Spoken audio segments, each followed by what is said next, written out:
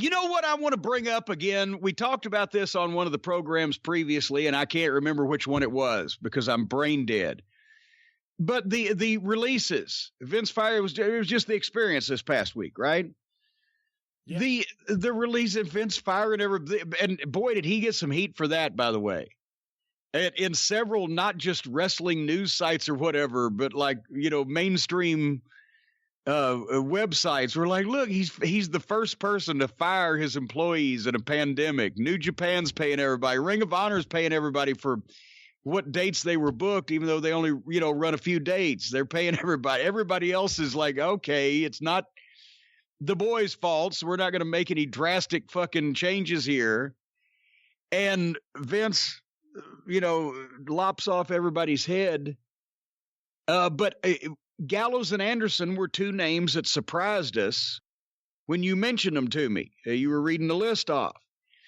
And because they were just with AJ, they were just being fucking used. They were just the goddamn, when we were watching Raw for that many months, for 3 weeks, they were on the show and they did they were in the, what'd they call it? Not the Buried Alive, the Boneyard match.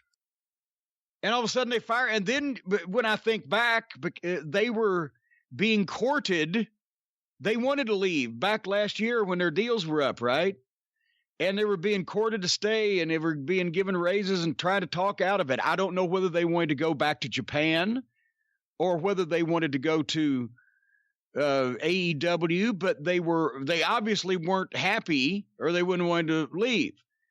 And they wanted to do whatever they want to do, which is fine, right? I like those guys.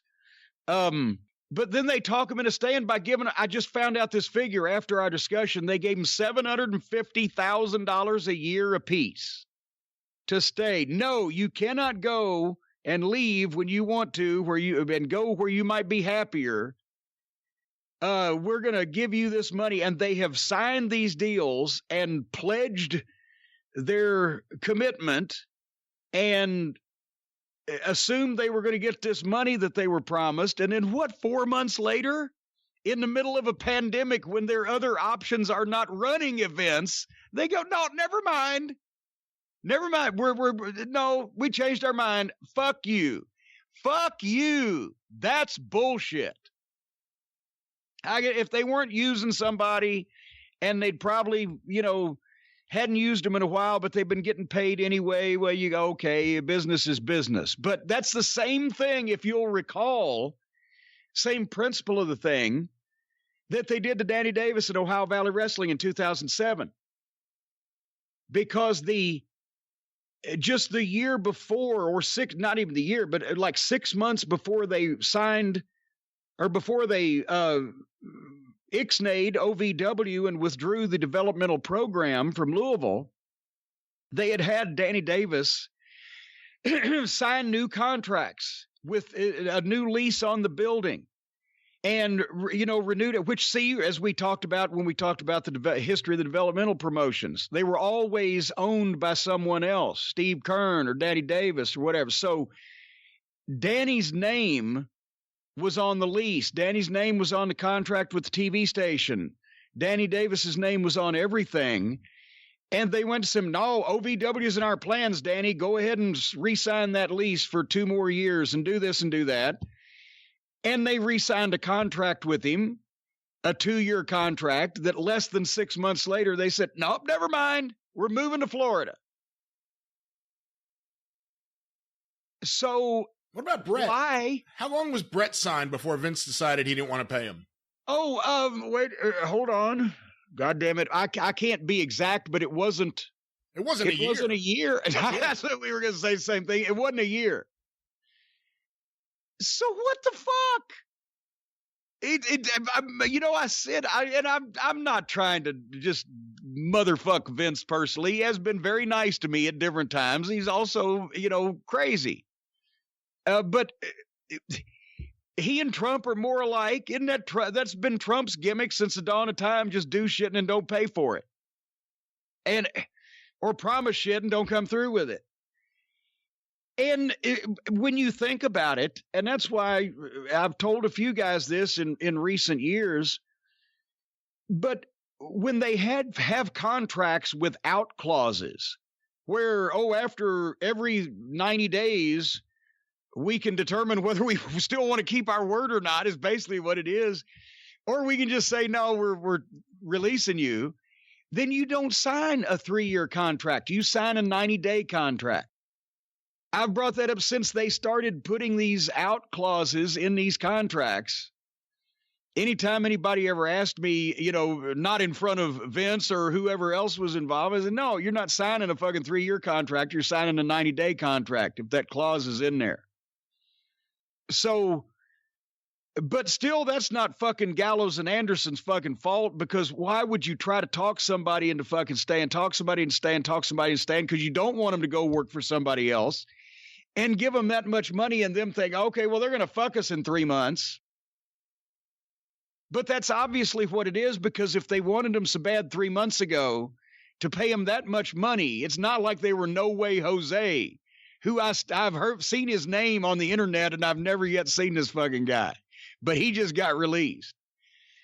It's not like it was that. They were featured, they were courted, they were promised, and then once there's no competition, well, yeah, and I don't know why that guys, believe that's not only. I don't like to go back to where I didn't enjoy it the first time if somebody fucked me around or lied to me or whatever. But I can't understand this. And they're in a better position than others, even though they haven't been used properly in the WWE. They'll be able to get a job somewhere when this all ends, but they at least have their names. Yes. Guys like Drake Maverick, he can't use that name ever again.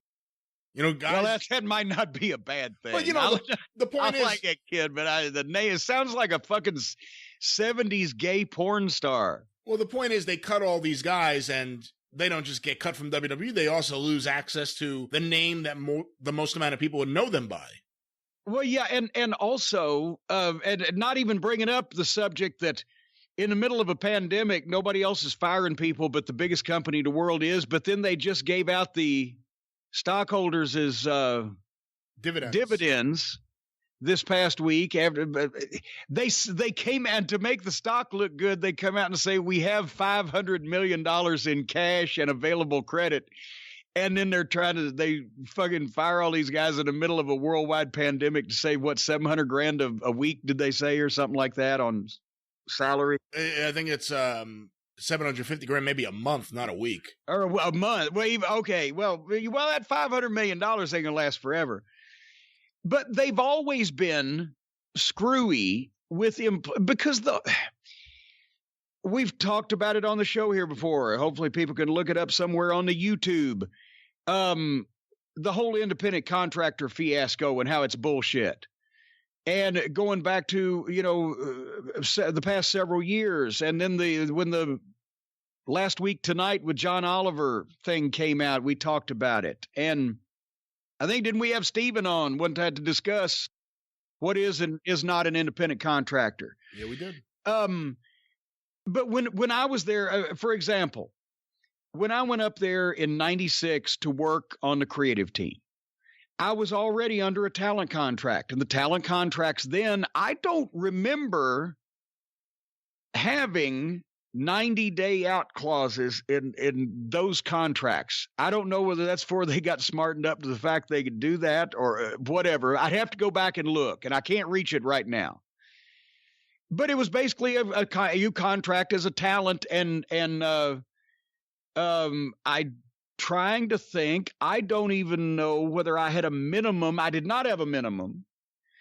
I just had a talent contract, the old-fashioned ones, because I'd been working primarily Smoky Mountain Wrestling. I'd just been coming up and doing TV and pay-per-view for the most part for the WWF. So I was just under a standard talent contract. Then when I come up to Connecticut in February of 96, they put me under another contract, a consultant's contract to be on the creative team, because obviously people on the talent roster couldn't be employees.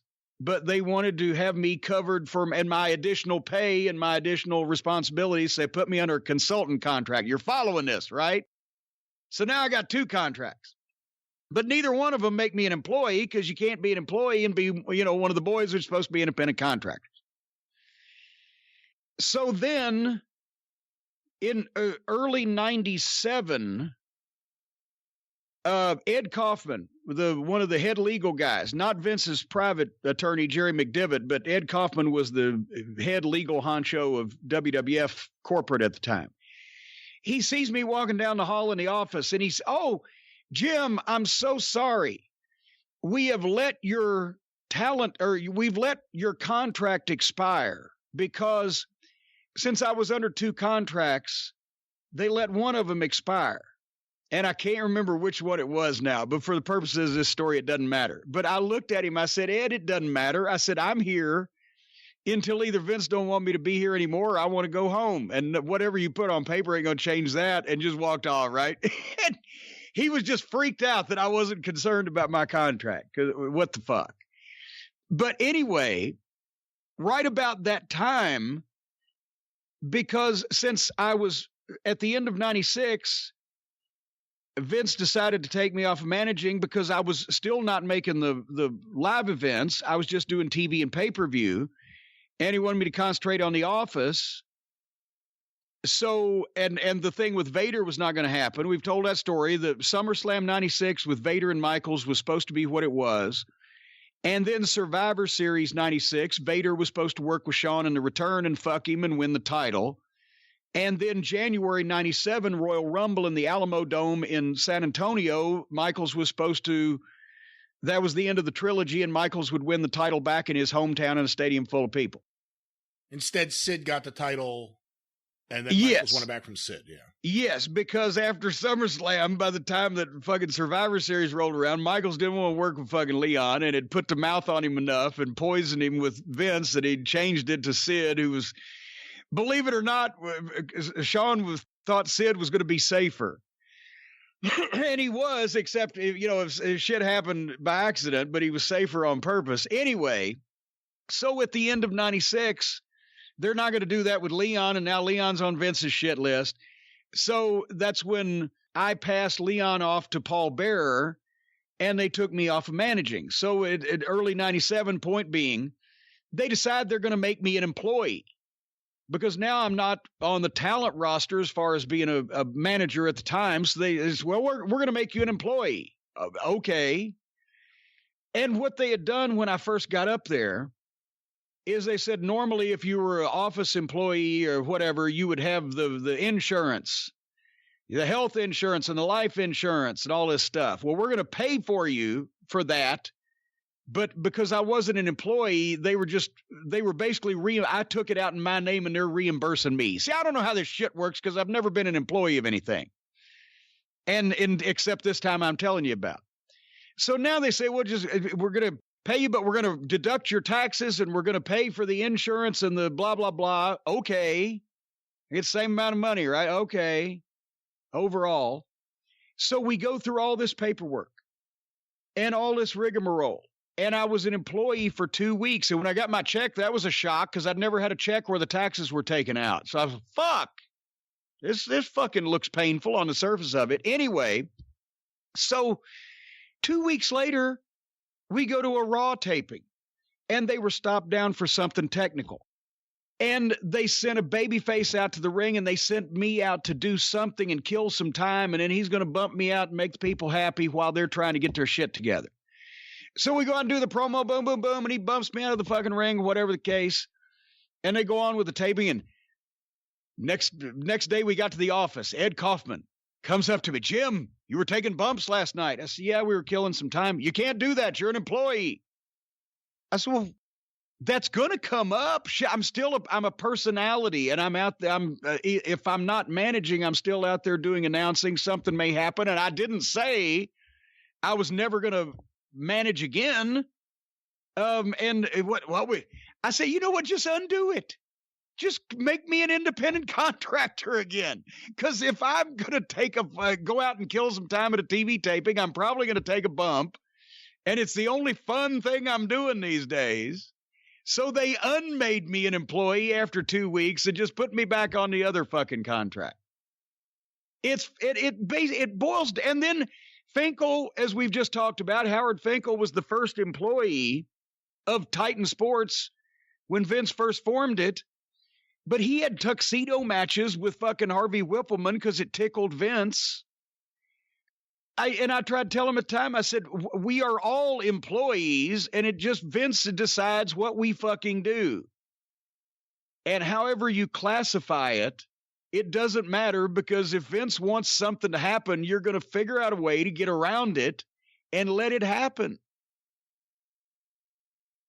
And so, but it's fucking insane anyway. Of course, nobody that's on the roster for the WWE should be considered an independent contractor, especially when you cannot even fart or choose your own verbiage on social media without it being approved by the office, but you're still an independent contractor. Can't get out of that contract either. And you can't get out.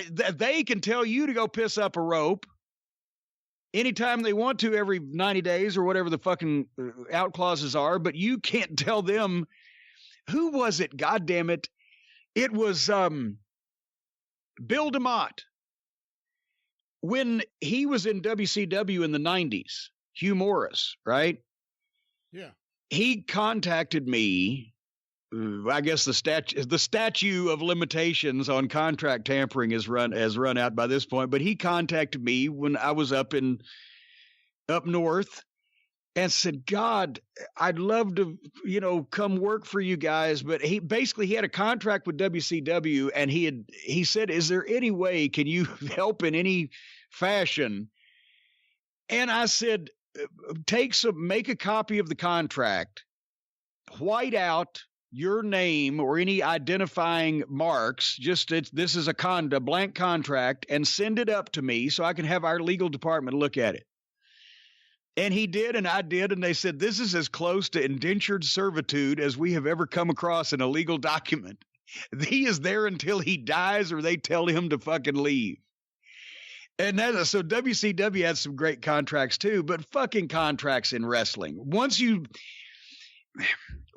get to the level of involvement with each other that you are working for a company like the WWE or like WCW as it was run in those days, you're an employee.